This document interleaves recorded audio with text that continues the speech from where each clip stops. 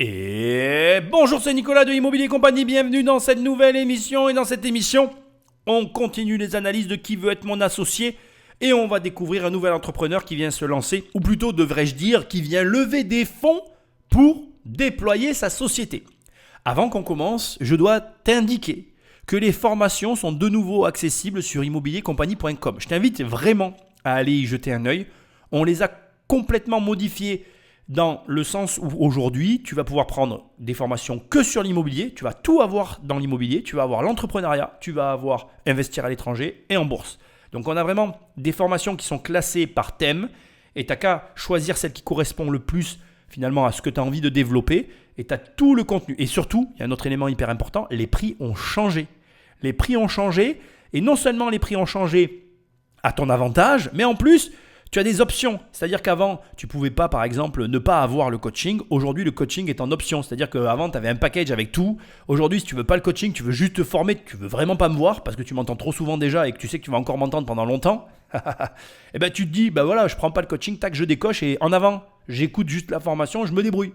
Donc voilà, ça a pas mal changé. Tu vas sur immobiliercompagnie.com dans l'onglet formation. Je ne suis pas inquiet, tu vas trouver. Je te laisse regarder. Et puis, si tu veux rejoindre l'aventure, ce sera avec plaisir, avec ou sans l'option. D'ailleurs, si tu veux me parler, il suffit de cliquer et c'est avec moi que tu parleras directement. Sinon, comme d'habitude, dans l'onglet livre, il y a mes livres. Dans l'onglet coaching, tu peux réserver que le coaching avec moi si tu veux absolument pas la formation. Bref, tout est sur immobilier-compagnie.com. Et avant qu'on aille plus loin, je tiens à te dire que, comme d'habitude, là, on ne va pas regarder directement l'arrivée devant les entrepreneurs. On va regarder l'introduction parce qu'il y a une intro sur ce podcast.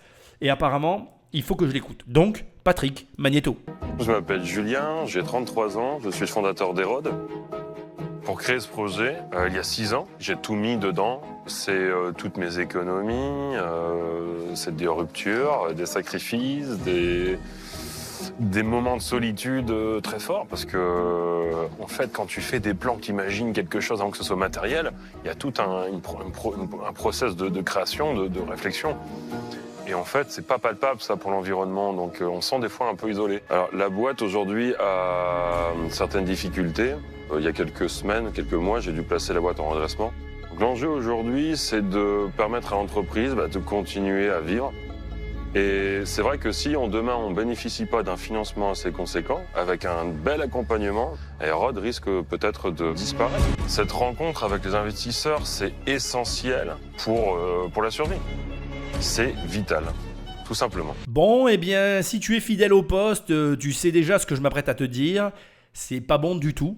On n'aborde pas une levée de fonds avec une dimension vitale pour la survie de sa boîte, malheureusement d'ailleurs. Je comprends, parce que là, on est face à quelqu'un qui s'est engagé outre mesure. Il a même évoqué à demi-mot une séparation, donc je pense qu'il a tout perdu dans cette aventure.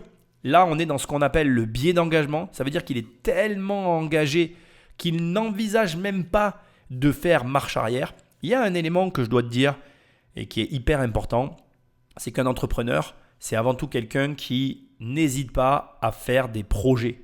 Et la réalité, c'est que si tu t'arrêtes à un seul projet, que tu t'obstines tout le temps à faire la même chose en espérant avoir un résultat alors que ça ne marche pas, je suis désolé de te le dire, mais tu perds ton temps et tu peux y passer toutes les heures que tu veux. Il va vraiment falloir qu'à un moment donné, tu aies de la traction et qu'il se passe des choses, sinon tu vas finir par mourir naturellement. Et ça, c'est problématique. Donc, la réalité, c'est que là, on est face à quelqu'un qui s'obstine à vouloir faire fonctionner sa boîte alors qu'a priori, au vu de ce qu'il est déjà en train de décrire, ça ne marche pas. Et aller lever de la dette quand ça ne marche pas, c'est quasiment impossible. Tu vas dire quoi ?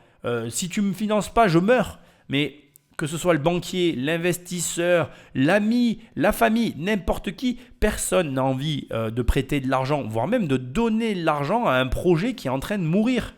C'est compliqué à défendre, même si toi, tu es convaincu, même si le produit paraît avoir tous les avantages du monde. Le souci qu'il y a, c'est que c'est le marché qui a le dernier mot. Et si le marché ne veut pas de ce que tu proposes, ce n'est pas la peine de t'obstiner, ça ne marchera pas. Alors après, il faut faire aussi attention. Parfois, tu vas avoir un talent dans un domaine et en fait, tu n'arrives pas à vendre, ou inversement, tu vends très bien mais tu n'arrives pas à te faire connaître. On a tous des problèmes. Donc, il ne faut pas te prendre tout ce que je dis et se dire « Ah, Nicolas, il a dit que ça marche pas, donc j'arrête ». Non, c'est pas ça. En réalité, il faut être capable de prendre du recul, se poser, analyser ce qui fonctionne de ce qui ne fonctionne pas. Et parfois, tu vas avoir des problèmes sur certains niveaux, à savoir par exemple le marketing, la communication, ce qui n'est pas très grave puisqu'en réalité, ta société pourrait marcher si ces petits réglages étaient mieux ajustés. Mais parfois, à l'inverse, il n'y a rien qui fonctionne, tu t'obstines et c'est là que en fait, tu es en train de mourir et tu ne veux pas le voir parce que tu es tellement accroché à ton projet que tu continues à avancer dans cette direction. Ce qui est, à mon sens, une erreur. Donc bref, on va voir un petit peu ce qu'il en est, il va donner des chiffres, etc. Je ne sais absolument pas, tout comme toi d'ailleurs, de quoi il est question, mais je pense que dans tous les cas, le projet commence très mal, parce que malheureusement, s'il dépend d'un financement pour que sa boîte survive, c'est qu'en réalité, il est déjà mort. Je m'appelle Julien, j'ai 33 ans, je viens du nord de la France.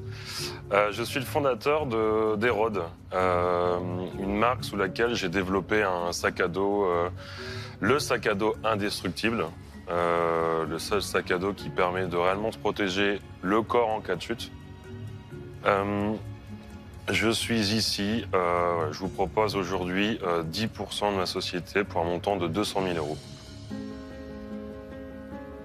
Je ne suis pas ici pour vous raconter une histoire exceptionnelle parce que j'estime être un simple jeune entrepreneur qui a traversé des galères, des succès aussi. J'ai commencé, pour la petite histoire, j'ai commencé il y a 7 ans dans le garage de mes parents à bricoler les rues. Ça fait très cliché, mais c'est vrai. J'ai été récupéré dans un magasin de moto des pneus, j'ai été chercher des textiles à droite et à gauche que j'ai assemblés. Parce que je voulais me faire le sac à dos idéal, c'était vraiment très personnel à la base. Et puis très vite en fait, des gens ont trouvé ça cool et donc je me suis lancé dans le projet Erode en 2016. Erode c'est une marque, on travaille avec des partenaires industriels, majoritairement français. On a juste notre confectionneur qui est français lui mais basé en Chine. Tout le reste ça vient du nord de la France. Et donc ce sac à dos, et c'est la meilleure protection dorsale au monde. On a battu le record en termes d'absorption. Aucun autre produit sur Terre n'a absorbé autant d'énergie, 98% lors des tests d'impact. Et vous verrez tout à l'heure, à travers le test qu'on va faire, si l'un d'entre vous veut bien se prêter au jeu, on va faire une démo, vous allez voir qu'en fait, un sac à dos peut protéger la deuxième zone corporelle la plus vulnérable après la tête. On pense tous à mettre un casque parce que c'est obligatoire, on pense tous à mettre des gants parce que c'est obligatoire. Le sac à dos, un moteur sur deux en porte un aujourd'hui. Le problème, c'est que si vous transportez ce petit mug que vous avez là devant vous, vous tombez, et voilà. Et là, c'est fatal pour la colonne vertébrale. Sachant que dans 90% des cas, le dos est touché, c'est à minima irréversible. Et au pire, il y a un handicap qui va jusqu'à la paralysie. Ce qu'on ne peut pas lui enlever, c'est que son produit est extrêmement utile. Et si tu es motard, et que tu en aies fait ou que tu en fasses plus, ou que d'une manière ou d'une autre, tu as un lien avec de la moto autour de toi parce que tu connais des gens qui en font ou tu en as eu fait quand tu étais jeune, tu sais très bien que ce qu'il vient de dire est réel. Effectivement, en cas de chute, ta colonne vertébrale après ta tête, c'est le deuxième élément du corps qui va le plus charger. Et comme il l'a très justement dit, je ne vais pas refaire le pitch, c'est là, enfin c'est en tout cas avec cette partie de ton corps que tu peux ou que tu risques d'avoir des handicaps irréversibles. Et pour le coup, sans rentrer dans les détails, moi dans mon entourage, quand j'étais jeune, j'ai un ami qui a eu un accident de moto. Et effectivement, c'est le cas. Il a eu un handicap irréversible. Alors pour le coup, ce n'est pas la colonne vertébrale qui a été touchée, mais en attendant, il y a eu des conséquences graves dont il fait état. Et en fait, quand tu touches à la santé des gens, j'ai presque envie de dire que tu n'as pas besoin d'être bon en marketing. C'est censé se vendre tout seul. Donc là, déjà, moi, je suis très déstabilisé parce que j'ai un peu du mal à comprendre comment ça se fait que sa boîte elle est en difficulté, sachant que, comme il l'a dit, quasiment tous les motards ont un sac à dos. Et que donc, son sac à dos, lui, c'est un sac à dos comme les autres, sauf qu'il protège. Donc, il a un avantage concurrentiel que les autres n'ont pas. Par contre, je suis allé sur le site, j'ai regardé un petit peu les publicités. C'est vrai qu'il y a un certain prix pour le sac. Je ne vais pas nier les tarifs. On est à 169 € et 215 € en fonction du sac que l'on choisit. Alors, je n'ai pas bien compris la différence entre les deux, mais bon, apparemment, il y en a une, peu importe. Bon, c'est cher, mais en même temps, le matériel de moto est relativement cher. Et encore une fois, on protège sa santé. Est-ce que la santé, ta colonne vertébrale, elle a un prix ? Est-ce que si ce sac réellement protège ta colonne vertébrale, tu vas regarder au tarif parce que du coup, si tu tombes, tu n'as rien. Je ne suis pas certain. Donc, je suis dubitatif. Il y a des éléments qui me manquent pour comprendre pourquoi sa boîte ne fonctionne pas. Peut-être un défaut de marketing, peut-être un défaut de visibilité. Bon, je suis dubitatif au point où d'ailleurs, je vais devoir réécouter le passage parce que j'ai oublié carrément le pourcentage qu'il demande. Ça m'est passé complètement à l'as parce que j'étais absorbé par le côté sécuritaire et que dans ma tête, je me dis mais ça devrait se vendre. Donc pourquoi ça ne se vend pas? Et du coup, tu vois, juste avant, je t'ai fait tout un pitch sur l'obstination. Mais là, pour le coup, comme il protège la vie des motards, je peux arriver à comprendre qu'il soit obstiné. Encore une fois, quand tu as un produit comme ça qui est utile et qu'il n'y a pas de raison que ça ne marche pas, je peux comprendre que tu t'obstines à faire en sorte que ça fonctionne. Sauf que là, apparemment, il y a un problème et le plus grave, c'est qu'il ne sait pas d'où vient le problème. Enfin, de ce il me semble percevoir.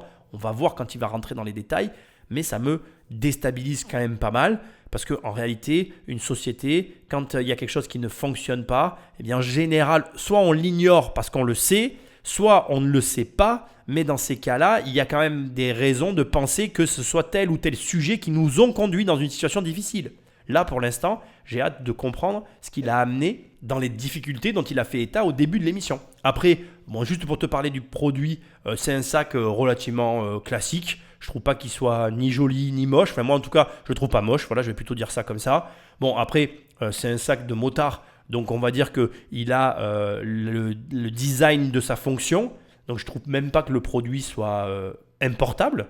Parce que s'il est résistant, étanche, etc., à la limite, tu lui pardonnes même presque son design. Je suis dubitatif. J'ai hâte de savoir pourquoi ça ne marche pas finalement. Et puis, donc, en lançant ce projet, qu'est-ce qui se passe quand on démarre pendant le Covid? On subit des galères comme je ne pouvais pas imaginer. L'argent qu'on a eu pour développer ce projet, maintenant, on ne l'a plus. Il faut vendre pour survivre. Et là, on se rend compte qu'on est dans la vraie vie, en fait. Et il y a quelques mois, j'ai dû placer la boîte par redressement judiciaire. J'ai dû liquider mon équipe. Je me suis séparé de tout le monde. J'ai traîné cette idée pendant des mois avant de le faire vraiment, parce que j'ai pris conscience à ce moment-là que quand on entend un entrepreneur dire mais on paye les salaires de ses salariés avant de se payer soi, on se dit oui, c'est ça. Puis en fait, quand on se paye pas dans des mois, qu'on doit virer tout le monde, là, on commence à avoir mal au ventre. Et je vous avoue, il y a un mois, j'ai failli tout laisser tomber, complètement. Et heureusement qu'une personne de l'émission m'a contacté. Et elle a dû me convaincre pour venir, parce que je voulais pas. Je voulais pas parce que j'ai complètement lessivé, en fait. Et à un moment donné, j'ai la chance aussi d'avoir des gens qui rayonnent autour de moi, qui me poussent, et ils m'ont dit « mais tu peux pas cracher dans une main tendue comme celle-là ». Donc aujourd'hui, je suis ici parce que j'ai besoin de redémarrer ce projet avec un nouvel élan.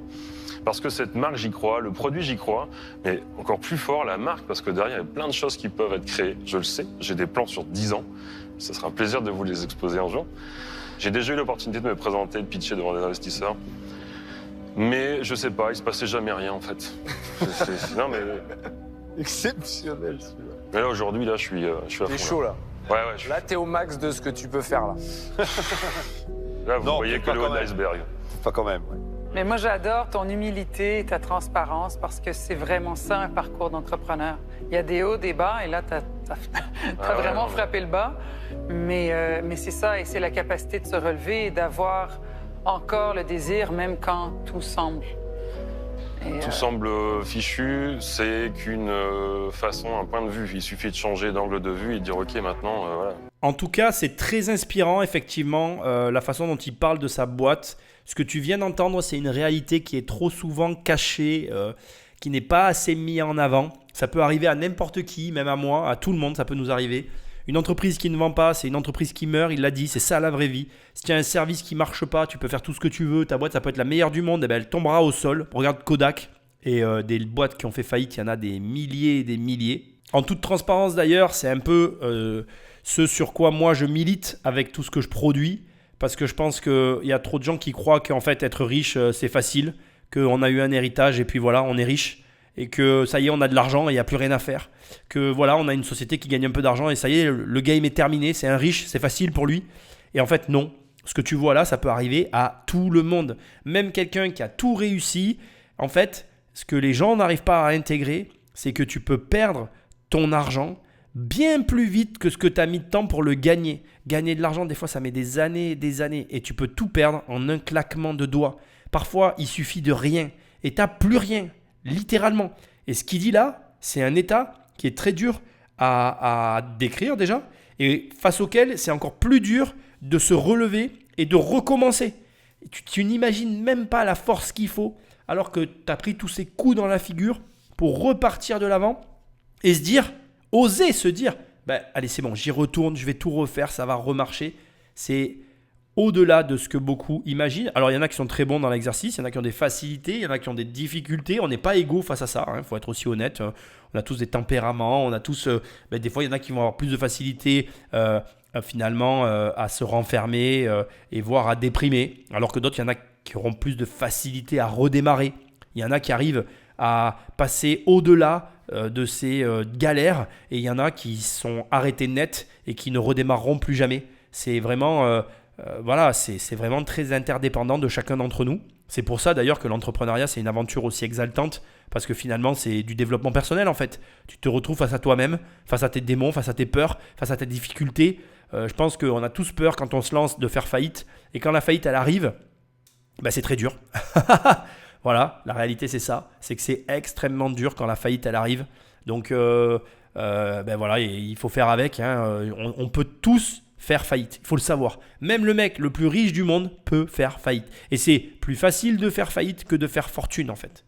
Ça m'énerve. Tu peux pas t'imaginer quand j'entends des gens qui sont là, il faut taxer les riches, il faut ceci, il faut cela. En fait, de mon point de vue, tout le fond du problème de cette histoire de il faut taxer les riches ou il ne faut pas les taxer se résume à ce que tu viens d'entendre. Quelqu'un qui a fait fortune, il sait à quel point c'est difficile, il connaît les phases par lesquelles on doit passer pour arriver à ce goal, à cet objectif qui est la fortune et il ne peut pas accepter un certain niveau de taxe. Tant que les gens qui veulent taxer ne comprendront pas ça, ils ne se comprendront jamais avec les gens qui ont de l'argent. Les gens qui ont de l'argent ne comprendront jamais ceux qui veulent les taxer et ceux qui veulent les taxer ne comprendront jamais ceux qui ont de l'argent parce que chacun reste campé sur ses positions et aucun des deux partis ne fait l'effort d'essayer de comprendre le point de vue de l'autre. Mais en réalité, le vrai fond du problème, c'est que comme tout le monde peut être entrepreneur, tout le monde devrait s'essayer à l'entrepreneuriat pour comprendre l'autre côté de la barrière et à partir de là, il y aurait déjà moins de problèmes. Mais la vérité, c'est que tout le monde n'est pas fait pour être entrepreneur et que du coup, conséquence, tout le monde ne l'est pas. Bref.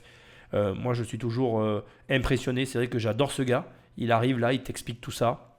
Bon, le problème, c'est que tu le connais. Il vient avec une entreprise qui périclite. Personne ne veut financer ça. Donc, je pense qu'il n'aura pas de levée de portefeuille. Maintenant, son histoire, elle est touchante.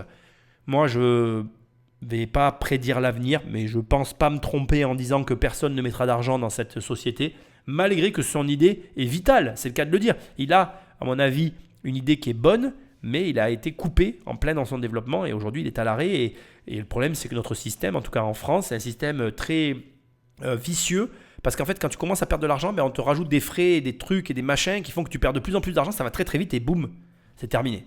Bref, on va voir ce qu'ils vont dire, mais enfin on va voir, à mon avis on va tester le produit puis après on va voir ce qu'ils vont dire, mais ça va être difficile de lever des fonds dans ces conditions. Petite parenthèse parce que j'en ai pas parlé tout à l'heure, mais 10% de 200 000 euros, ça fait 2 millions d'euros. C'est évident qu'une boîte qui ne fonctionne plus, qui est en train de mourir, elle ne vaut pas ça. Donc pourquoi tu demandes finalement une valorisation alors que tu devrais dire qui veut bien m'aider, rentre dans la boîte, j'ai besoin de ça. Qu'est-ce que vous êtes prêt à faire pour me sortir de là? Bref, c'est plus facile à dire qu'à faire. Et j'imagine que dans son cas, ce qu'il veut, c'est être sauvé. Sauf que je ne suis pas certain que ce soit la meilleure méthode pour se sortir de la galère dans laquelle il se trouve. On peut peut-être regarder, décortiquer. Je peux... Oui. Allez-y. Ce sac, là, il est sorti en quelle année? Commercialement, il y a à peu près 6 mois. 6 mois. Et avant même de parler du produit, ça m'intéresse de parler un peu de toi, parce que l'entrepreneur, c'est vraiment la première chose sur laquelle on investit. Et toi, tu as l'air quand même assez marqué. Là, tu es un peu en mode zombie. On a l'impression que même toi, tu n'y crois plus. Tu dégages pas beaucoup d'émotions. Pour être franc, tu as une voix très monocorde. Tu es encore dans ton échec, j'ai l'impression. Et si toi, tu n'y crois pas, c'est très dur pour nous d'y croire. Tu as passé 2 minutes 30 à pitcher ton échec. C'est-à-dire que tu as passé 2 minutes 30 à parler de tes problèmes. C'est souvent ce qui se passe, hein, même après une rupture amoureuse. Tu vas parler 25 fois que tu t'es séparé. Et là, tu es encore dans le dur. Hein. Et est-ce que tu es sûr que tu as l'énergie nécessaire pour prendre à bras le corps les différents sujets qui arrivent? Parce que, pour être très franc, tu me parais quand même bien épuisé là. Je l'étais et depuis un mois, je ressens cette boule d'énergie qui revient. Et en fait, et ce que vous dites, c'est hyper vrai parce que il y a un mois, j'étais même plus capable de dire Hérode, en fait. Tu étais en burn-out, quoi. Ouais, je pense. Et là, en fait, c'est tous les gens qui se fédèrent en fait au truc, ça me propulse, je sais pas comment, d'où ça vient, mais il y a un truc qui se passe. Et je me dis, j'étais jusqu'à Bruxelles pour livrer des sacs parce qu'un groupe de motards voulait les sacs. Tu vends sur un site ou tu vends chez des distributeurs physiques? Aujourd'hui, 90% de nos ventes, on les a fait avec notre petite main sur le site. Combien de sacs t'as vendu? On a vendu 300 sacs, on a fait à peu près 100 000 € de chiffre d'affaires. Ouais, t'as 300 et quelques euros le sac.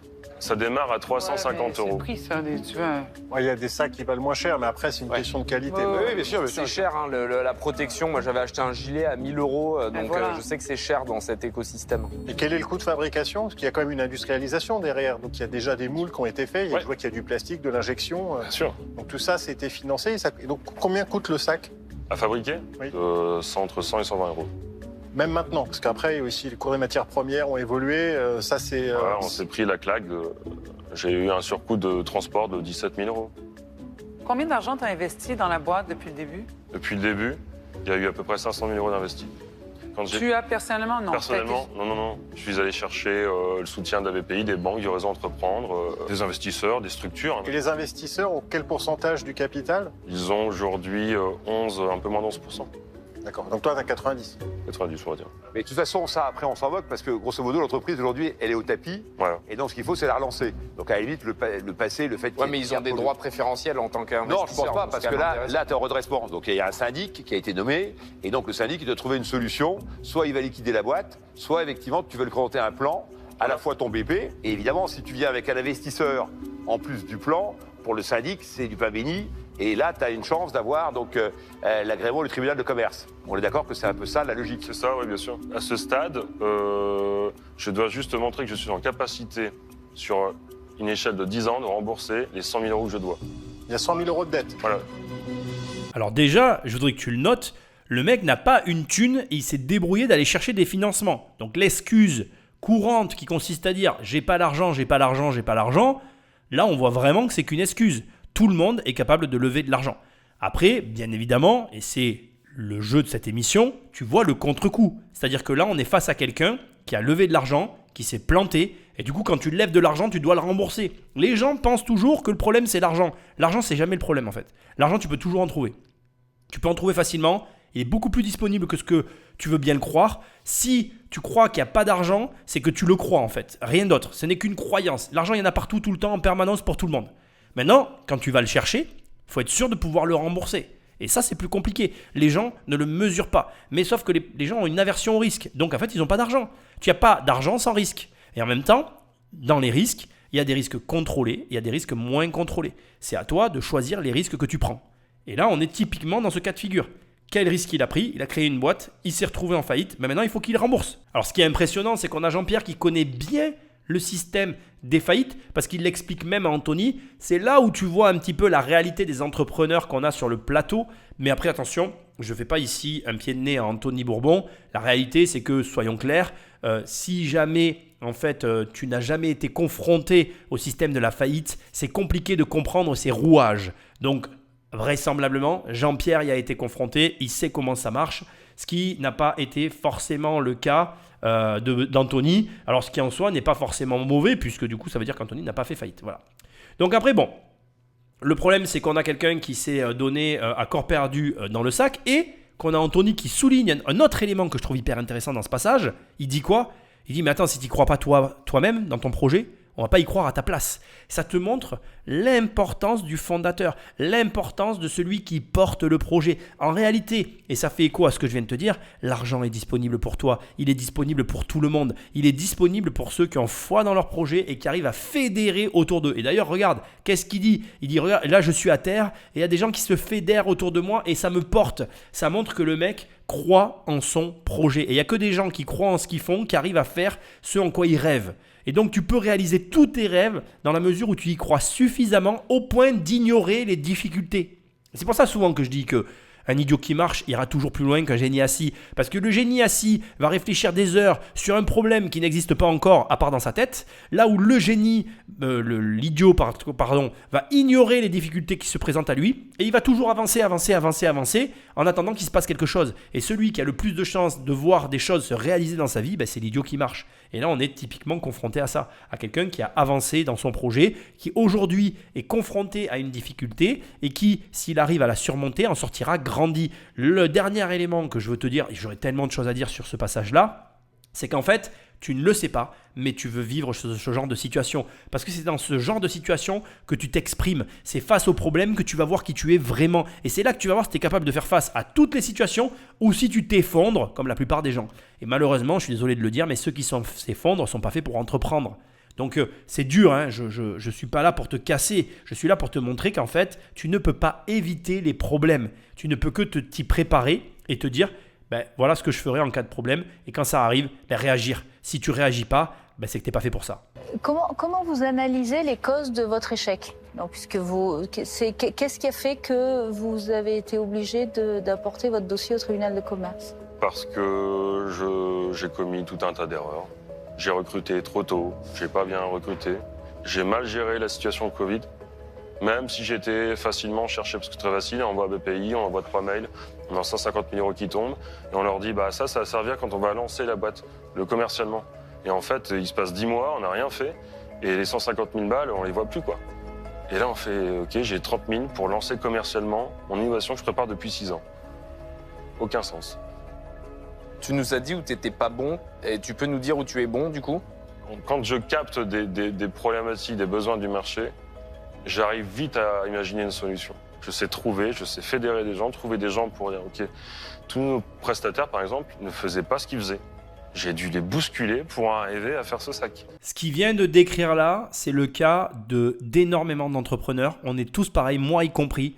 On devrait tous se reconnaître dans ce qu'il est en train de dire. Combien sommes-nous à ne jamais faire ce qui a vraiment de l'importance. C'est-à-dire que là, il vient de décrire une situation commune chez tous les entrepreneurs où on va passer du temps à finalement faire ce dans quoi on se sent bien, mais qui ne va pas faire exploser les chiffres de vente de ta boîte, mais qui ne va pas permettre à ce que ta boîte se développe correctement. Bref, on tourne autour du pot sans aucune raison apparente et on se cache derrière notre petit doigt pour ne pas voir le vrai problème. Et quand le problème se révèle, soit il est déjà trop tard, soit le répit qui te reste n'est pas suffisant pour y faire face. C'est exactement ce qui lui est arrivé avec les 150 000 €. Il y avait 150 000 balles et sans trop comprendre, boum, il restait 30 000. C'était déjà fini en fait avant même que ça commence parce que 10 mois s'étaient écoulés et que c'était plus la somme nécessaire à commercialiser. Il n'a même pas de réelle explication à donner. Et même moi, je veux que tu l'entendes. Ça m'arrive aussi à des moments. Il y a eu des moments dans ma vie où il y avait de l'argent et je ne suis même pas capable de te dire ce que j'en ai fait. Et je m'en suis voulu après coup. Alors heureusement, après, tu refais des opérations, etc. Ça remarche. Mais il y a des latences pendant lesquelles tu te laisses déborder, dépasser. Et un matin, tu ouvres les yeux et tu te dis « Mais qu'est-ce que j'ai foutu en fait ?» Et ça, c'est une des maladies de l'entrepreneur qui est fatale. Alors quand tu réagis encore au bon moment, parce que tu n'es pas seul, d'où l'importance d'avoir des associés, eh bien ça va. Mais quand tu réagis trop tard, parce que tu es seul entrepreneur, que tu n'as que des salariés, que tu es le seul à prendre les décisions, mais c'est encore plus dur. C'est là où je dois te le dire, que d'avoir un associé, ça peut t'aider. Parce que tu n'es pas seul à regarder ton entreprise, à porter un regard sur ce que tu es en train de faire. Alors, ce n'est pas la solution miracle non plus, je ne vais pas te mentir. Ce n'est pas parce que tu vas avoir un associé que tout va bien se passer. Parfois, c'est des associés qui te volent. Donc, il y a plein de cas de figure en vérité. Mais là, ce dont il parle, c'est une réalité, à savoir que on est trop nombreux, les entrepreneurs, à parfois ne pas réagir dans les délais parce qu'en fait, on fait l'autruche, ni plus ni moins. Parce qu'en fait, ce qu'il faut faire pour régler le problème, c'est quelque chose avec lequel on est mal à l'aise, avec lequel on n'a pas envie de dealer, on n'a pas envie de se confronter. Donc du coup, on laisse passer, le temps passe, et il est trop tard, boum. Et là, on fait quoi ? Et bien là, on est mal. et il a encore le courage d'être là et de le raconter, donc merci à lui. Si on revient sur le produit, justement, je pense que il y a une promesse de sécurité énorme. Est-ce qu'on peut voir cette fameuse démo? Avec plaisir, Bonne qui se prête question. au jeu. Et on sent qu'Eric est prêt Eric est à aller chaud faire. pour Ouais, faire je un pense qu'Eric, c'est toi qui est le tout désigné. Là. Ok, bon, allez. Comme vous voyez, je marche. Je peux marcher. On verra après si On c'est verra le cas. après si tu marches encore. Ah non, je vois une batte de baseball. Allez-y, passez le bras. Tu sais qu'il est quand même, il est très léger et très ergonomique. Ouais. Ah ouais. Non, mais attends, de toute façon, l'idée est géniale. Voilà, non, il est trop haut. Après, ça, on peut le régler, mais là, pour l'occasion, Ouais, on va bien le mettre quand même, parce que la batte, elle a l'air réelle. là. ouais, voilà, pas trop le monter. Tout d'un coup, C'est il y a bon un moment de stress. Bah ouais. Faut se détendre, ça fait vraiment pas mal. Julien, mets-y toute ta rage. 1, 2, 3. Waouh. Oh mon Dieu. Ça va? Ça va. Moi, Oui, j'aurais oui, non, mais c'est sûr que peut-être ça absorbe, ça absorbe. Tu peux le refaire juste un coup pour être Non, sûr. c'est bon. Non, j'ai senti qu'il y avait eu un impact assez fort. Par contre, ça a été absorbé et j'ai peut-être ressenti une sorte de poussée, mais qui a été distribuée sur l'ensemble du dos. Donc clairement, Ça a absorbé. je pense que ça absorbe. Et si j'avais pris la batte avec la puissance à laquelle il a tapé, parce qu'il a vraiment tapé, je pense que j'étais cassé en deux. Donc là, clairement, il n'y a pas de doute sur le fait qu'il y a une absorption majeure du choc. Que là, j'ai pas mal du tout. Donc, D'accord. ça fonctionne. Alors, Efficace. j'ai une question. Est-ce que vous accepteriez de vous prendre un coup de batte de baseball avec ça? Non. Bah oui, avant que je lance le sac, l'alternative. Ouais, c'était non, mais ça. je vois bien, ça c'est les dorsales qui peuvent se retrouver. Vous dites que la seule alternative, c'est le petit gilet que vous avez montré, c'est-à-dire qu'aujourd'hui, il n'y a pas de sac à dos sur le marché avec une coque rigide? Ça existe. Je ne me prendrai pas un coup de batte de baseball avec. C'est facile de. Je pense, en tout cas, c'est l'intuition que j'ai, c'est que pour vendre même 5000 sacs par an, c'est pas gravir une montagne avec un couteau suisse, quoi. Il y a un potentiel qui est juste énorme. Il y a 120 millions de conducteurs de deux roues dans le monde. Donc si à un moment donné, je suis pas capable de vendre 5000 sacs par an, allez, pas dans 10 ans. Dans un an ou deux, il faut le faire, quoi. Et c'est possible. Je crois que dans cette situation, le pire, c'est ce qu'on vient de vivre à l'instant. C'est-à-dire que son produit, il est fabuleux. Il prend une batte de baseball, il tape dans le dos d'Eric, et Eric dit « j'ai presque rien senti, c'est clairement amorti ». Derrière, il prend la dorsale, il lui dit ben, « mettez ça et maintenant je vous tape ». Ah non, non. Et même lui, il dit « moi je le mettrai pas non plus ». Et en fait, quand tu as un produit comme ça, qui se démontre par... Il n'y a rien d'autre à faire. Je veux dire, le mec, il aurait fait une vidéo YouTube, il prenait sa batte, et il prenait même un gars qui tombe à moto sur le dos, il a rien, il se relève, il repart. Le produit, il se vend par lui-même en fait. Comme il le dit, il y a 120 millions de conducteurs moto dans le monde. Je pense qu'il tient quelque chose, il a raison. Sauf que, eh bien, sa boîte, la gestion de sa boîte a eu raison de son projet. Déjà, ça te montre à quel point la gestion financière est importante. C'est exactement ce que je t'apprends au travers de mes livres, au travers de mes vidéos, au travers de tout ce que je te propose. C'est exactement ce que je t'apprends. Apprends à placer ton argent, bordel. Et je suis vulgaire. Parce qu'à un moment donné, si tu ne sais pas le gérer pour toi, tu sauras encore moins bien le gérer pour ta boîte. Vraiment.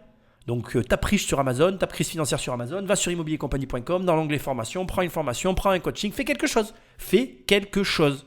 Ne reste pas comme ça. Parce que là, c'est du gâchis. Mais pur et simple, on a quelqu'un qui a un produit simple, efficace, basique. Enfin, je veux dire, il a tout. Il n'y a pas de concurrence. En fait, c'est la gestion de sa boîte qui a eu raison d'un projet qui ne peut que marcher. T'imagines un peu comment le nombre d'entrepreneurs qui galèrent à trouver un produit qui marche, c'est tellement dur de trouver un produit qui marche. Lui, il l'a et en fait, il gère mal et il le perd. C'est voilà. J'espère que cette émission aura au moins le mérite de te faire réfléchir sur le fait que gérer l'argent, c'est pas inné. Les riches ne se le donnent pas entre eux. Les riches, en fait, ils se le montrent entre eux. Et c'est la nuance, en fait. Pourquoi les riches restent riches, à ton avis? C'est pas parce qu'ils ont un livre secret qui se passe, même s'il y en a certaines familles qui en ont un, c'est vrai. C'est pas la raison principale. La raison principale, c'est que quand tu vis avec quelqu'un qui fait du business, tu vois la personne faire du business. Et tu reproduis plus facilement ce que tu vois que ce qu'on te dit. C'est pareil avec les enfants. Les enfants font jamais ce qu'on leur dit. Ils font ce qu'ils voient. Donc, essaye de comprendre. Si demain tu es au contact de gens qui font, tu feras. Si tu n'es pas au contact de gens qui font, eh bien tu ne feras pas. Et la gestion, je le répète, c'est une part essentielle de la réussite de ton projet. Et franchement, quand tu sais le faire, c'est pas aussi compliqué que ce que tu l'imagines. Tout m'a l'air compliqué pour toi. Tu es dans une souffrance qui est visible, palpable. Et bravo déjà de ne pas lâcher. Il y en a beaucoup qui l'auraient fait à ta place. Maintenant, je pense que ça va être trop dur et ça va te demander trop d'efforts de relancer quelque chose qui n'a pas fonctionné. Dans le monde de l'investissement, on dit qu'il ne faut jamais rattraper un couteau qui tombe. Et c'est un peu ce qui est en train de se passer. Donc de mon côté, je vais passer. Mais je te souhaite vraiment, si jamais tu arrêtes ce projet, de te reposer pendant 6 mois. Tu coupes complètement, tu retrouves une bonne idée et tu repartiras plus fort. Et à ce moment-là, je serai ravi de te parler. C'est effectivement une phrase très connue. On rattrape jamais un couteau qui tombe. Là, pour le coup, je ne sais pas si elle est opportune. Bon, après, il faut quand même savoir que dans ce cadre-là, Anthony, il est investisseur, donc elle s'applique parfaitement à sa position, mais pas forcément à la position de Julien, enfin de l'entrepreneur qui a fait le sac. Maintenant, après, c'est vrai que enfin, voilà, je ne crois absolument pas que quelqu'un va financer ce truc-là. Même si, comme l'a expliqué Jean-Pierre, avec le syndic et tout, etc., tu vas pouvoir squeezer la BPI, etc. Enfin bref, te débrouiller, de t'en tirer peut-être au-delà de ce que tu aurais dû payer, enfin faire une bonne affaire sur le papier, il y a quand même tout à faire derrière. Et comme on est quand même dans un système où tu n'es pas associé réellement, parce que ça s'appelle qui veut être mon associé, mais je ne remets pas en cause le fait que les investisseurs puissent les aider à développer leur boîte, mais ils ont quand même leur boîte à eux aussi de l'autre côté. Ce n'est pas vraiment des associés qui s'impliquent comme à la création d'une boîte. Peut-être que je me trompe, d'ailleurs, corrigez-moi si je me trompe. Mais pour moi, ils vont être intervenants extérieurs, ils mettent leur argent, ils se voient peut-être régulièrement, mais je ne les vois pas mettre vraiment les mains dans le cambouis. Alors, la dernière fois, j'ai entendu vite fait un espèce de short de Jean-Pierre où il expliquait tout ce qu'il faisait pour une des boîtes dans lesquelles il avait financé. Donc, je crois que certains d'entre eux peut-être ont des comportements différents en fonction du potentiel de la boîte, etc. etc. Mais là, on est vraiment sur un cas particulier où en fait la boîte elle a de grosses difficultés et ça va être extrêmement compliqué à mon avis d'arriver à proposer une solution qui soit viable pour les deux parties, y compris l'investisseur et l'entrepreneur. Et je ne vois pas comment, au vu de la situation de l'entreprise maintenant, comment ils arrivent à faire en sorte que ça fonctionne même s'ils investissaient de l'argent. Parce qu'en fait, comme a dit Jean-Pierre, tu vas devoir parler avec le syndic. Après, tu vas devoir retraiter tes créances. Donc, tu as une perte de temps qui est inhérente à la situation, qui complexifie un dossier qui ne devrait pas l'être. J'ai peu d'espoir, mais peu d'espoir. Julien, déjà félicitations pour le travail accompli, parce que le sac est vraiment de qualité. Je trouve que le look est super.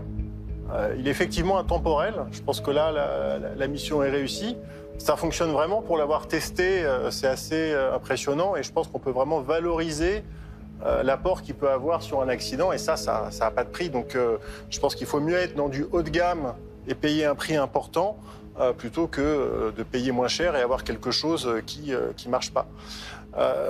Moi, il y a quand même quelque chose que je ne comprends pas dans l'équation, malgré toute ta franchise, ton humilité, et là-dessus, j'apprécie effectivement le fait d'être venu sans filtre expliquer finalement les difficultés. C'est quand même la valorisation proposée. Aujourd'hui, c'est une entreprise qui est en bout de course, qui est en redressement, qui n'a plus d'employés, qui a certes quelques actifs, mais qui est quand même valorisée à 2 millions. Et j'ai l'impression que là, c'est pas comme si on recherchait une main tendue, c'est une attente très élevée. Et j'aimerais bien comprendre pourquoi, d'où vient ce chiffre, parce qu'il n'est, à mon avis, pas en rapport avec la réalité de la situation. Là, je vois du stock. Il reste du stock ? Il reste du stock. On a vendu la moitié du stock. Sur 600 sacs, il nous reste 300 sacs. Et jamais vous avez trouvé un distributeur qui vous a dit « je vous en prends 100 ». Est-ce que vous avez fait cette démarche ? On a eu quelques touches et j'ai été très mauvais là-dessus. J'ai pas su transformer. Parce que là, potentiellement, il y a 100 000 euros, peut-être 80 000 euros. J'allais dire, même 80 000, tu les prends. Voilà, c'est ça. Et on n'est pas si loin des 200 000 dont vous avez besoin. Et l'argent n'a pas la même valeur selon les moments. Là, aujourd'hui, 10 000 euros chez toi, ça en vaut 100 000, tu vois. C'est-à-dire que tu as un rapport de 10. Donc, 80 000 euros dans tes caisses, ça change complètement l'histoire. Tu t'achètes du temps. Or, toi, tu as besoin de t'acheter du temps. Là, je comprends l'idée, c'est très, très bien résumé. Bon, moi, je trouve que la valorisation demandée, elle est trop élevée. Je pense que si je faisais une proposition, elle serait je pense, complètement du coup indécente par rapport à ce que vous attendez. Et j'ai pas envie de le faire. Et c'est pour cette raison-là que je vais passer. C'est hyper intéressant ce qui vient de se passer parce que c'est ce qui se passe en immobilier dans plein de domaines de la vie. Quand le prix est trop éloigné d'une réalité perçue ou d'une réalité estimée par les personnes susceptibles d'acheter ton bien, ton projet, ton produit, enfin peu importe ce que tu as à vendre, hein, mais tu n'as rien en fait. Au final, il n'a rien. Je l'ai dit d'ailleurs. Je dis mais pourquoi il demande 200 000 balles? Pourquoi il vient pas en disant je prendrai ce que vous me donnez, en fait je suis en galère. Tu vois, Eric il y serait allé en fait. Parce que le produit répond à une problématique réelle, il y a un brevet, donc il y a une valeur dans la boîte, mais aujourd'hui la boîte elle vaut plus rien.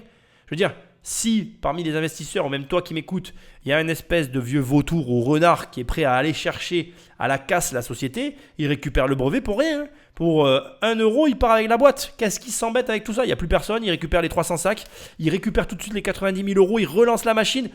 La situation peut être vue, comme l'a très justement dit le fondateur, Julien, ça peut être vu de différentes manières en fonction de l'angle sous lequel tu la regardes. Et ça, il ne faut jamais l'oublier. Et le problème, quand tu as la tête dans le guidon, c'est que tu as tendance à ne pas voir les angles morts. Ce qui est normal, je ne critique personne. Mais là, il y a aussi une solution, c'est de prendre acte de la situation de Hérode et d'aller acheter la boîte à la faillite, à la barre. Et derrière, de récupérer les 300 sacs pour une bouchée de pain, ça n'a aucune valeur parce que la boîte, de toute façon, elle n'a pas réussi à vendre. Donc tu repars avec un truc qui vaut 80 000 euros peut-être vendu tout de suite. Et derrière, tu relances la marque sur son travail à lui. Non mais, réalise le truc. C'est dingue. Tout ça parce qu'il a trop demandé. Il est arrivé avec une valo à 2 millions pour une boîte qui fait faillite. Ça me permet de t'envoyer un message important. Arrête de rêver. Arrête de rêver. Les gens délirent avec l'évaluation de ce qu'ils possèdent. Il y a des gens qui viennent, la maison elle vaut 500 000 euros parce que le voisin a vendu 500 000 euros. Mais c'est n'importe quoi. Ça ne marche pas comme ça. C'est pas toi qui décides des prix. Et surtout, c'est pas parce que tu as besoin d'une somme que tu dois demander la somme en fonction de tes besoins. Combien je vois de gens qui me disent « Ah oui, mais moi, vous comprenez, j'ai besoin de temps pour pouvoir m'en sortir. » Donc leur maison, on leur dit qu'elle vaut 300, mais non, ils veulent 500 parce qu'eux, ils ont déjà fait leur petit projet. Mais à quelle heure, en fait? Ça ne marche pas comme ça.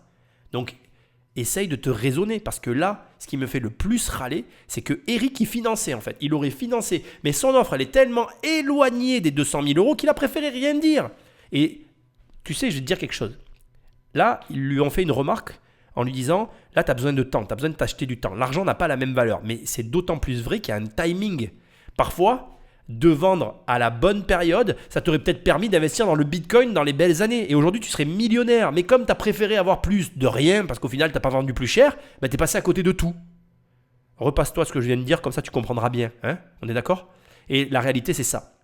C'est que les gens, ils valorisent beaucoup trop l'argent par rapport au temps et surtout au timing. Et si tu arrives à comprendre qu'il y a des timings dans la vie, eh bien, tu as tout compris. Moi, je vais me lancer. Donc, je pense que donc vous avez une idée, vous l'avez mise en œuvre. Et moi, je pense que vous êtes, et vous l'avez dit, vous êtes un créatif. Je pense que vous êtes peut-être le MacGyver des accessoires de moto. Et donc, je pense que la meilleure solution pour vous serait certainement de vous adosser à une entreprise déjà existante. Parce que là, votre capacité réalisatrice, vous pourrez lui donner une expression à 100% et vous n'aurez pas les soucis du quotidien qui visiblement ne sont pas forcément votre truc et ne correspondent pas forcément à votre personnalité. Et après, aujourd'hui, c'est vrai que la valorisation que vous demandez pour une entreprise en redressement judiciaire, c'est-à-dire qui est potentiellement quand même aux portes de la mort, c'est beaucoup trop. Donc voilà, pour ces raisons, je vais passer. Je ne vais pas rester trop longtemps sur ce qu'a dit Delphine, mais elle vient de donner un très bon conseil que beaucoup de gens devraient suivre, à savoir qu'il vaut mieux être un bon second qu'un mauvais premier. Et c'est vrai ce qu'elle a dit. C'est-à-dire que peut-être qu'en fait, tu n'as pas du tout envie d'être gestionnaire. Dans ces cas-là, au lieu de vouloir porter ton projet, associe-toi avec quelqu'un qui va t'amener cette partie que tu ne veux pas supporter en fait. Et qui de toute façon n'est pas fait pour toi. Et il y a beaucoup de gens qui n'ont pas ce recul nécessaire sur eux-mêmes pour reconnaître que peut-être ils auraient besoin de quelqu'un qui prend le lead et que eux, si on leur laissait faire juste ce dans quoi ils sont bons, ça se passerait beaucoup mieux. Et ça, il faut quand même l'entendre, c'est vraiment un bon conseil. Je te redis la phrase parce que moi je l'adore, il vaut mieux être un bon second qu'un mauvais premier. Alors, je suis déchirée parce que le produit, je le trouve super, il y a vraiment un marché... clairement, il y a quelque chose à faire. Puis je pense que c'est un beau produit, on l'a vu, tout ça.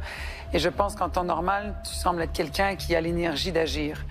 Mais c'est sûr que quand on investit, on investit sur une marque, sur un produit, mais on investit aussi dans les gens, parce que ce sont les gens qui font arriver les choses. Et on ne peut pas faire semblant qu'il y a une équipe derrière, il n'y en a pas. Alors, c'est ça qui devient un peu difficile. Et ton désir avec cette valuation qui est vraiment non réaliste, franchement. Aujourd'hui, pour l'investissement comme il est là, je vais passer, mais il y a quelque chose à faire avec le sac et le potentiel, j'y crois. Ok, merci. Moi, je pense que malheureusement, entre la réussite et l'échec, donc il y a l'épaisseur d'une feuille de cigarette. Et on sait qu'effectivement, donc, le monde est parfois injuste et que des bons entrepreneurs, donc, avec un bon projet, donc, n'y sont pas arrivés. Et à l'inverse, parfois, certains ont eu de la chance. Toi, tu t'es accroché à un produit. Tu l'as porté donc de manière aboutie. Et puis après, il y a l'homme. Aujourd'hui, on ne peut pas juger l'homme qu'on voit devant nous, parce que tu es évidemment donc, au cœur d'une tourmente, d'une tempête personnelle. Ensuite, je pense que dans tes capacités donc, personnelles à trouver des solutions, tu n'as pas été au bout de cette logique. Parce que si on veut effectivement donc, considérer ce stock, il faut absolument qu'on réalise le stock. Aujourd'hui, ce stock doit se transformer en trésorerie parce que tu as un besoin crucial de trésorerie. Et si déjà tu réalises ces 80 000, moi je suis prêt à reparler avec toi de l'idée effectivement d'investir. Mais il faut que tu démontres toi-même des choses. C'est-à-dire que là, tu es trop dans une posture où tu attends, sur la base d'un discours, sur la base de ton passé, tu attends de nous un futur. Mais ce futur, c'est toi qui dois le construire. C'est toi qui dois nous montrer que déjà tu as fait le premier pas sur le futur en question. Et auquel cas, tu trouveras des gens pour t'accompagner. Mais il faut d'abord que tu fasses cette mutation. Voilà, et c'est pour cette raison-là que je ne dirai pas tout de suite, mais que je suis prêt à reconsidérer le sujet. Que ce soit Isabelle ou Jean-Pierre, je trouve qu'ils ont tous les deux eu un discours vachement bienveillant à son égard, pour le ménager aussi. La réalité, c'est que Jean-Pierre lui a dit, il a tout dit, en fait, il a un stock non réalisé qu'il doit transformer. Il a de l'argent, en fait. Et la réalité aussi qui te concerne, à toi qui m'écoutes, c'est que tu es dans cette situation. On a tous de l'argent disponible. On a tous des baraques pleines de je ne sais quoi, inutiles. Et il ne tient qu'à toi de vendre ces bibelots et de transformer ce grand néant en un peu d'argent pour amorcer quelque chose et changer ta vie. Et ça, il y a beaucoup de gens qui ne veulent pas l'entendre non plus. En fait, cette histoire, elle me touche parce que c'est l'histoire de tout le monde. Et qu'en fait, on est tous un peu comme ça. On a tous nos moments où on se laisse porter alors qu'on devrait se bouger parce que plein de raisons, des faiblesses humaines, émotionnelles, peu importe. Et elles sont toutes valables. Je ne suis pas là en train d'attaquer qui que ce soit parce que je m'inclus aussi dans cette affaire. Mais la réalité, c'est qu'à un moment donné, le réveil, plus on attend, plus il est difficile. Et plus la douche, elle est froide. Et moi, je trouve que on devrait tous s'inspirer de cette histoire. Déjà pour se dire qu'on devrait tous faire plus que ce qu'on fait parce qu'à se laisser porter, eh bien, on passe à côté de nos vies. Et ensuite, c'est pas quand c'est trop tard qu'il faut venir afficher ses prétentions alors qu'on n'a plus les moyens de les avoir. Là, c'est un peu ce qui se passe. Le mec veut valoriser sa boîte alors que ça vaut plus d'argent. Et comme lui a dit Isabelle, tu fais comme si tu avais une équipe, mais il n'y a plus personne, il n'y a plus que toi en fait. Ça ne vaut pas ce que tu demandes. Donc, oui, tu as un discours humble, mais le prix que tu demandes, il est en rien. Il ne reflète en rien cette humilité dont tu fais preuve quand tu racontes l'histoire. Va au bout de la démarche. Soit tu dis, bon, ça vaut plus rien, vous me donnez ce que vous voulez, je veux juste qu'il y ait quelqu'un avec moi pour pas que je meure complètement seul. Soit je vais chercher le fric parce que j'en ai encore sous le pied un petit peu plus que ce que j'imagine. Et en montrant au monde ce que je suis capable de faire, d'autres personnes me rejoindront pour faire perdurer cette aventure. C'est pas simple, attention.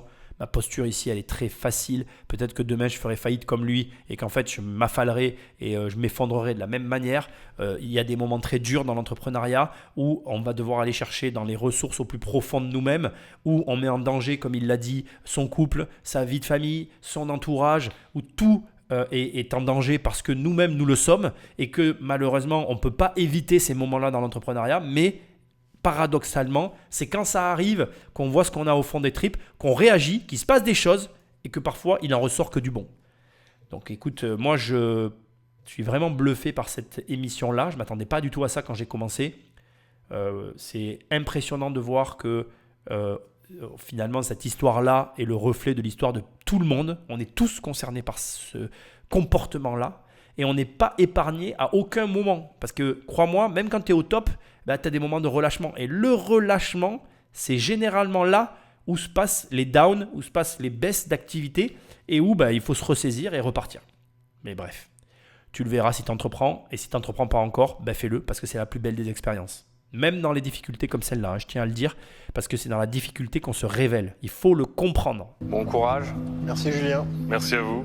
Merci pour votre attention et votre franchise. Il n'y a pas d'échec, que des Il y apprentissages. a juste des donc, apprentissages, courage. Ah, moi, Repose-toi. Et sache que tous, autant qu'on est là, donc on a vécu peut-être pas des périodes aussi difficiles, mais en tous les cas des moments de tourmente comme ceux que tu vis. Il n'y a pas d'histoire linéaire. Merci pour votre confiance. Merci à toi, bon courage. Merci. Et merci de ce type de témoignage qui, je pense, enrichit aussi tous les gens qui regardent. Exact. Qui voient que l'entrepreneuriat, c'est pas seulement que des réussites flamboyantes, c'est aussi des histoires compliquées, mais avec des gens tenaces. C'est un plaisir de vous la partager en tout cas. Merci. Merci à toi. Au revoir. Merci. Tu vois la souffrance, le mec il est en dépression. Effectivement. Là, on peut pas juger l'homme qu'il a été. Bah C'est non, évident parce que pour faire ça, Ça ne il a représente quand même fait pas quelque ce qu'il est chose. Mais capable attends, mais de le faire. gars, ce gars-là, avec le physique qu'il a maintenant, on sent bien qu'il y a encore 5-6 c'est un mois, sportif. c'était un gars charismatique qui entraînait avec son équipe, évidemment. En Start fait, avec il n'a moi, pas allez. fait le deuil du projet originel. Tu vois, Ouais, et il est c'est ça. toujours dans cette... Et c'est en ce fait, qui l'empêche d'avancer aussi. ta métaphore était très bonne, c'est-à-dire qu'en fait, tu as des gens qui restent amoureux de leur ex toute leur vie et qui attendent toujours le retour de l'ex, tu vois. Effectivement, je suis d'accord avec eux. C'est important de voir ce genre de témoignage. Ça rappelle la réalité, à savoir que j'irai même au-delà de ce que dit Jean-Pierre. C'est plus d'histoires comme celle-là que d'histoires flamboyantes. Il y a beaucoup d'entrepreneurs qui galèrent et ça, on oublie d'en parler. Et ils galèrent pour plein de raisons autres que celles qui sont évoquées là. Il y a plein de raisons qui vont faire que tu galères. Pour moi, aujourd'hui, la principale raison de son échec, c'est le fait qu'il ne vend pas suffisamment de produits. La vente, c'est le cœur de ton entreprise. Je ne le répéterai jamais assez. Il faut vendre. Une entreprise qui ne vend plus, c'est une entreprise qui meurt. La vente, c'est extrêmement difficile. Ça n'est pas facile. Ça n'est pas accessible. Il y a des gens qui ont un don pour ça. Entoure-toi de ces gens-là. Il y a des gens qui sont meilleurs gestionnaires. Il y a des gens qui sont meilleurs vendeurs. Ce qu'il y a de bien, en fait, c'est qu'on est nombreux sur Terre. Et que quand tu comprendras que tes défauts sont comblés par les capacités d'un autre, tu comprendras que l'entrepreneuriat, c'est un sport d'équipe. Et tant que tu resteras seul, tu vas affronter seul toutes ces difficultés. Et parmi aussi, je pense, les grandes difficultés qu'il a dû affronter, c'est la solitude. Parce que quand on est seul, on prend les décisions seul. Et quand on est seul, on ne sait pas si la décision qu'on a prise, c'est la bonne. Parce qu'on n'a pas le recul. Et parfois, d'avoir des personnes extérieures qui ont le recul, c'est ce qui nous permet de voir la lumière. Il y aurait tellement de choses à dire. Cette émission, elle était magique. Vraiment, je le remercierai jamais assez d'avoir fait ça parce que je pense qu'on est nombreux à avoir besoin d'écouter ce genre de témoignages. Partage cette émission au plus grand nombre d'entrepreneurs. C'est nécessaire. Et j'aimerais dire moi un mot sur le burn-out, la dépression, etc. En fait, je pense qu'on a des dépressions, des burn-out parce que derrière, on gère sa vie de façon exclusive. Et on a tous tendance à le faire. Tu vas prendre un travail, tu vas créer ton entreprise. Et les gens, ils ont envie d'avoir une vie simple. Et en réalité, je comprends que tu as envie d'avoir une vie simple. Mais justement, réfléchis-y. S'il avait eu des investissements, s'il avait eu des ressources, alors peut-être qu'il aurait fait des conneries, peut-être qu'il aurait vendu ses investissements pour financer sa boîte. Je ne le sais pas. Mais peut-être aussi qu'il ne se serait pas retrouvé dans la situation dans laquelle il est. Et dans la situation qui fait peur à autant d'apprentis entrepreneurs, à savoir de se dire « je perds tout et qu'est-ce que je fais ?» En fait, pourquoi je te pousse à investir? Pourquoi je te pousse à avoir une intelligence financière? Parce que grâce à ça, tu vas pouvoir faire face aux difficultés de l'entrepreneuriat. Et je pense que l'entrepreneuriat va avec l'investissement et vice-versa. Investir, c'est apprendre à gérer son argent. Et quand on sait gérer son argent, on est meilleur entrepreneur. Et l'un complète l'autre. Et en fait, tu ne dois pas faire l'un ou l'autre, mais les deux. Parce que les deux font bon ménage. Ils se complètent de la même manière que si tu n'es pas bon vendeur, associe-toi avec un vendeur. Et si tu es bon vendeur, associe-toi avec un gestionnaire. Parce que généralement, on n'est pas les deux. Voilà, c'est comme ça, c'est la réalité. Et la réalité, ce n'est pas toujours comme on l'imagine. Enfin, je voudrais aussi souligner ce qu'a dit Jean-Pierre. La vie n'est pas juste, la vie est plutôt injuste. Mais ta capacité à transformer tes échecs en réussite fera de toi un grand entrepreneur. Je vais laisser la parole à Julien pour la clôture de cette émission. Je te rappelle que sur immobiliercompagnie.com, je te propose plein de ressources, livres, formations, coaching. Mes formations ont été revisitées et mieux ciblées. Immobilier, entrepreneuriat, bourse, je ne suis pas inquiet, tu vas trouver. Et je te dis à très bientôt dans une prochaine émission. Salut. Je comprends parfaitement leur discours. J'ai profondément besoin d'avoir en face de moi des gens qui sont pas forcément dans l'empathie, qui me disent, qui me câlinent, me caressent pour me soulager. Moi, je veux recevoir en fait de la vraie information. Parce que grâce à ça, je vais pouvoir prendre des décisions après. Il y a des choses à régler. Voilà. Et j'ai pas fait tout correctement. Le produit, il est fait, c'est bon maintenant. Il faut se mettre à vendre et on va travailler le sujet. Ils m'ont laissé entendre que la porte n'était pas totalement fermée. C'est pas tombé dans l'oreille d'un sourd. Ils vont me revoir bientôt.